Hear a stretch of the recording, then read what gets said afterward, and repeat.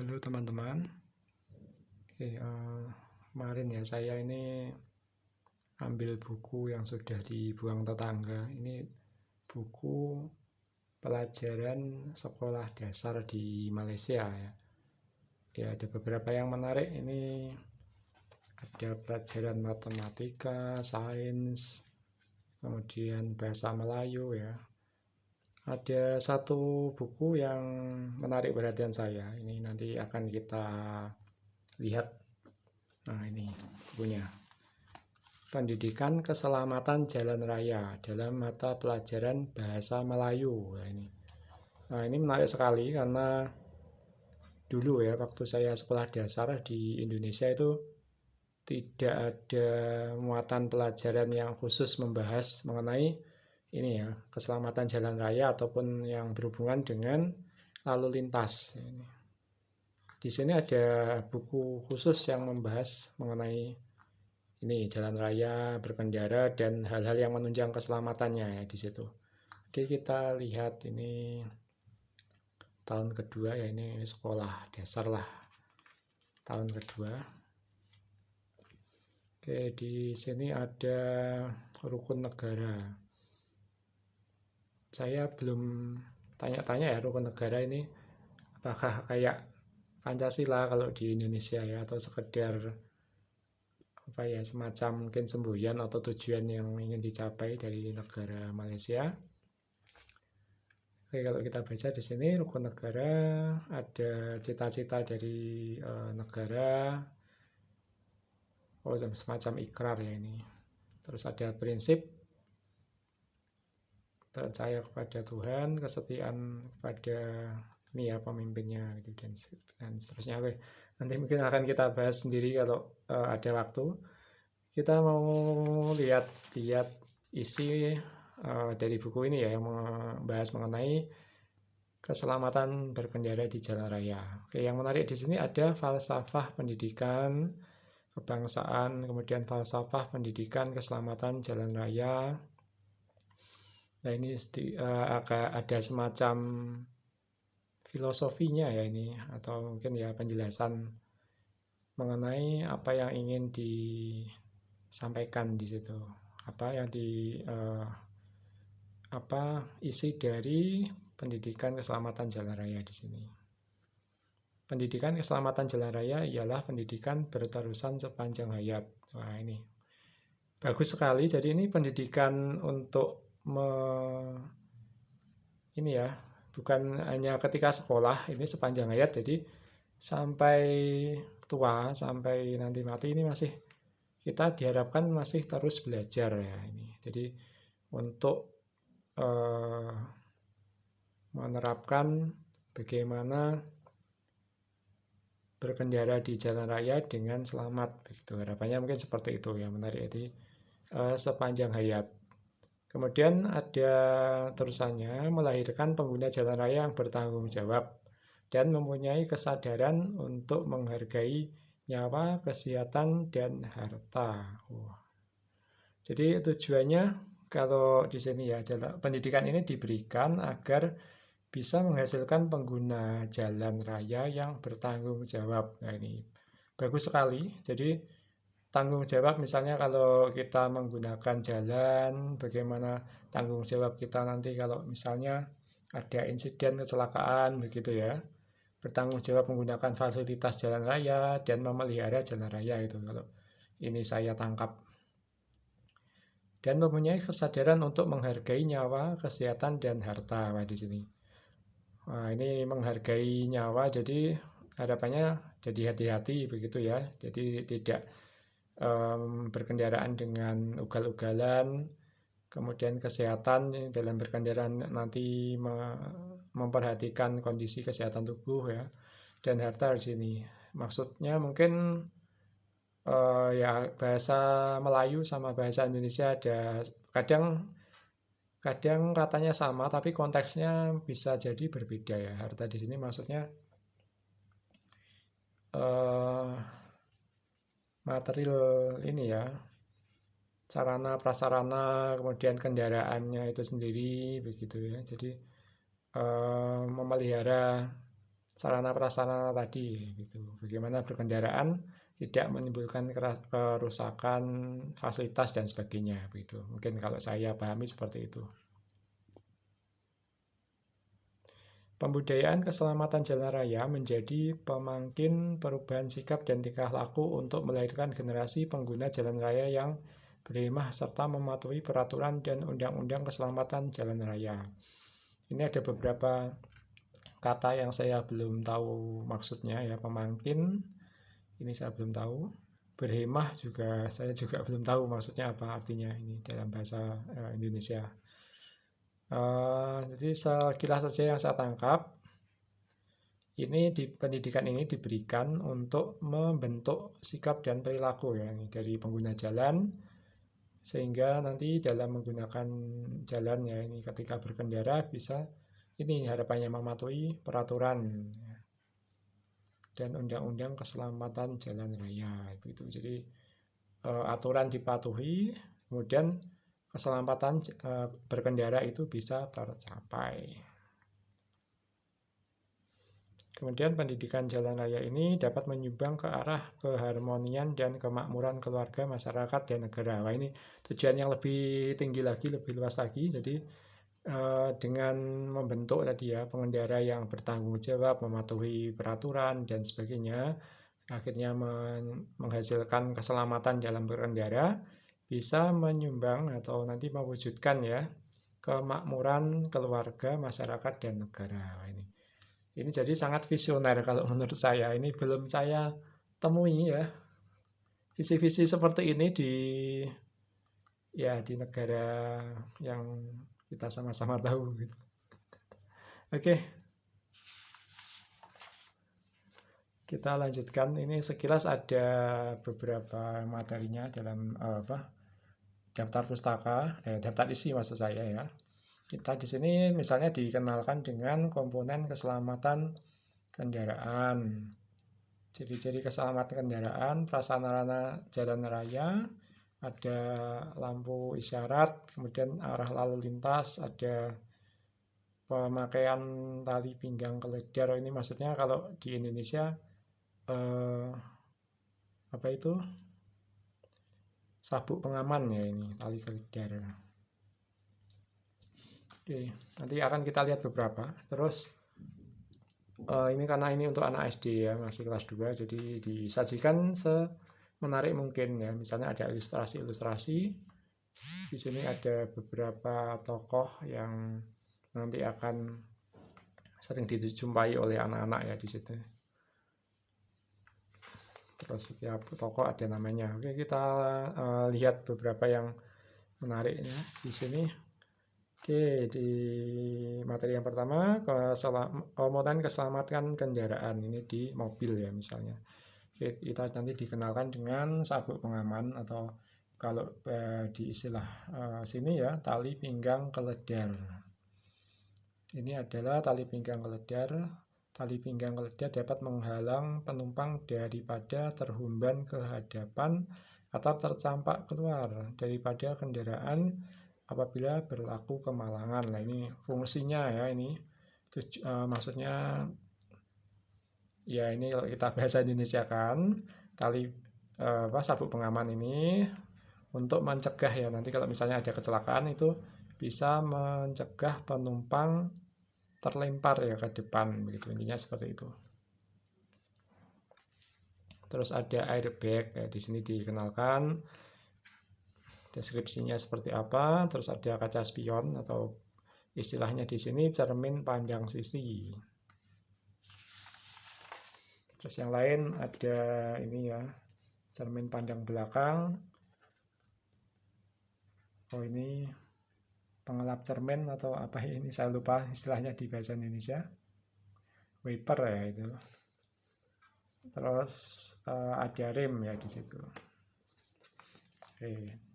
Di anak-anak sejak awal sudah dikenalkan karena di Malaysia sini ini pengguna roda 4 itu sangat banyak ya, bisa dibilang ya hampir semua rumah ya kalau di kota itu punya mobil. dan harga mobil juga lebih murah daripada ini ya di negara kita. Jadi penggunaan mobil lebih umum, jadi anak-anak sejak kecil sudah dikenalkan komponen-komponen yang bisa menunjang keselamatan ketika menggunakan mobil. Itu ini bagus sekali. Terus oke, kita lanjut activity 2 ini. Oh ini ya, perilaku atau apa ya istilahnya.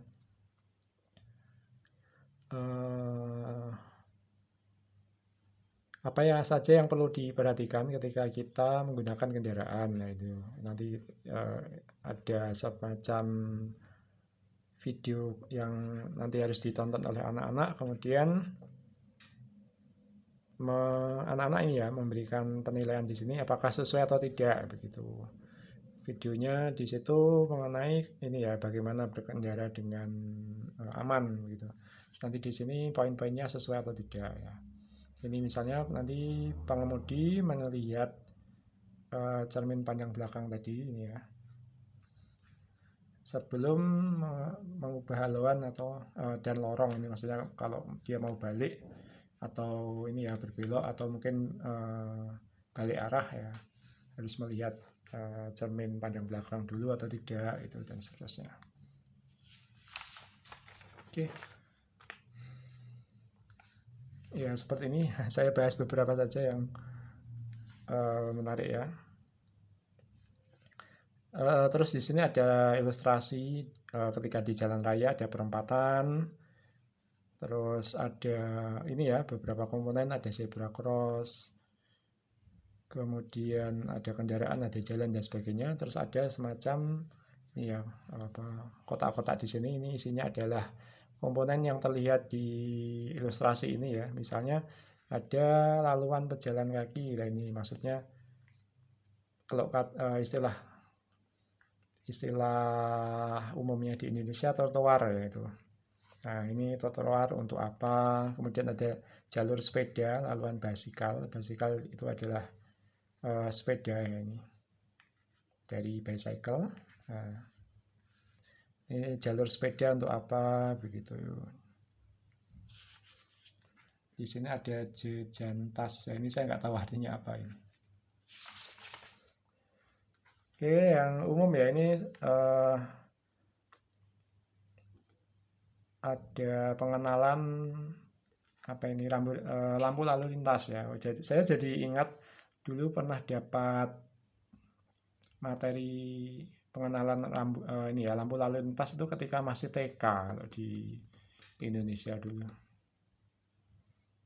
Kalau pas SD saya lupa apakah dibahas lagi, sepertinya juga ya, tapi yang jelas tidak ada buku khusus ya yang memberikan materi mengenai jalan raya ini ya, bagaimana berkendara dengan aman dan mematuhi peraturan lalu lintas dan sebagainya. Itu belum ada buku khususnya kalau ketika SD. Oke, pengenalan mengenai rambu-rambu lalu lintas berikutnya di situ. Ya kurang lebih hampir sama ya seperti rambu-rambu di Indonesia. Cuma kalau biasanya di tempat kita stop, di sini berhenti. Yang ini contohnya ya. Terus oke, yang menarik lagi ya di sini. Jadi materi ini karena ditujukan untuk anak yang ini ya kelas 2 SD masih suka main lah istilahnya gitu ya. Jadi disajikan dengan ya ada beberapa yang seperti permainan ya, ini ada mencari perbedaan antara dua buah gambar kayak gitu.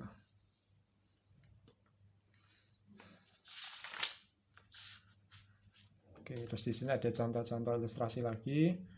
Nah ini misalnya ya yang bagus pakai sabuk pengaman semua. Ya, ini ada yang nggak pakai kayak gitu. Jadi, diberi contoh.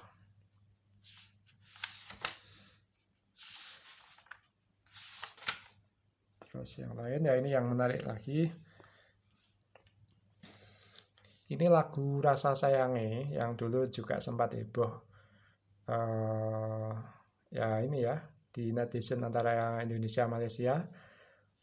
Di sini ada materi disajikan dalam bentuk lagu. Ya, ini lirik lagu ya, materi mengenai ya ini ya, keselamatan jalan. Ini dalam dinyanyikan nanti pakai nada lagu Rasa Sayange. Jadi ya lagu ini cukup populer juga di sini, tapi saya kurang paham ya awalnya bagaimana.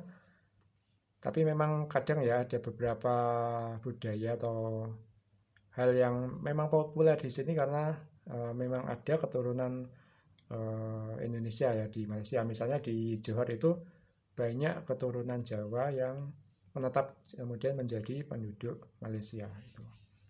Tapi untuk khusus untuk lagu Rasa Sayang ini saya belum tahu ceritanya.